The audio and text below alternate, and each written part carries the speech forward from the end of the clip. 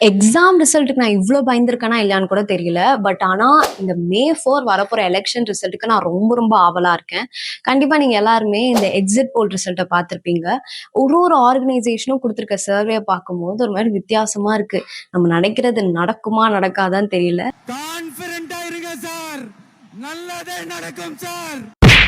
இதே மாதிரி ஒரு ஏஐ மாடலோட ரிசல்ட் கரெக்ட்டா இருக்கா இல்லையான்னு செக் பண்றதுக்கு 2 முக்கியமான மெட்ரிக்ஸ் இருக்கு. ஃபார் எக்ஸாம்பிள், தமிழ்நாடுல 6 தொகுதி இருக்குன்னு எடுத்துப்போம். கம்பெனியோட பிரெடிக்ஷன்ஸ் படி 3 தொகுதியில டிவிகே ஜெயிப்பாங்க. ஆனா ஆக்சுவல் ரிசல்ட் அன்னைக்கு டிவிகே 4 தொகுதியில ஜெயிச்சிட்டாங்க. இப்போ கம்பெனியை சொன்ன மாதிரி 3 தொகுதியில 2 கரெக்டா சொல்லியிருக்காங்க. ஆனா 1 தப்பு. சோ கம்பெனியே பண்ண ப்ரெடிக்ஷன்ஸ்ல எத்தனை கரெக்ட்ன்றத 2/3 எடுத்துப்போம். இததான் ப்ரிசிஷன் அப்படின்னு சொல்றோம்.